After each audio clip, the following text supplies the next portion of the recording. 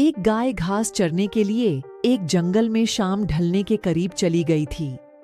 उसने देखा कि एक बाघ दूसरी तरफ दबे बढ़ रहा है। वह डर के मारे इधर उधर भटक गई। दौड़ते हुए गाय को एक तालाब दिखाई दिया। घबराई हुई गाय उस तालाब के अंदर घुस गई।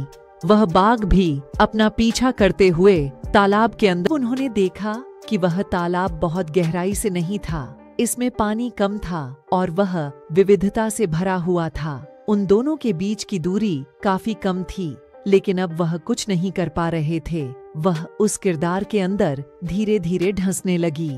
वह बाघ उसके पास हुआ भी उसे पकड़ नहीं सका। वह भी धीरे धीरे चरित्र के अंदर ढंसने लगी और दोनों करीब करीब गले तक उस संपत्ति के अंदर फंस गए। दोनों हिल भी नहीं पा रहे थे। गाय के करीब होने के बावजूद वह उसे पकड़ नहीं पा रहा था। गाय फिर भी खुश लग रही थी।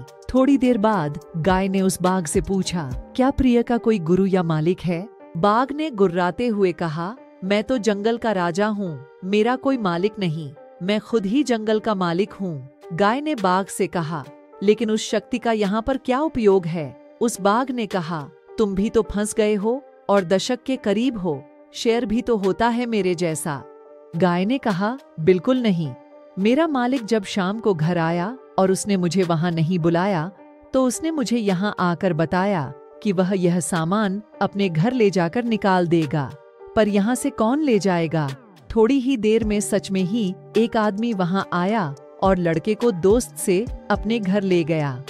जाते समय गाय और उसके मालिक दोनों एक दूसरे की तरफ कृतज्ञता अंक देख रहे थे। वे यह भी चाहते थे कि बाघ के व्यक्तित्व को हटाया न जा सके, क्योंकि उनकी जान को खतरा था। गाय समर्पित हृदय का प्रतीक है, बाघ का मन है और मालिक सद्गुरुता। यह संसार है और यह संघर्ष अनुभव की लड़ाई है। किसी पर भी प्रतिबंध नहीं होना अच्छी बात है, लेकिन आपको जीवन में किसी मित्र, किसी गुरु, किसी सहयोगी की सदैव आवश्यकता होती है।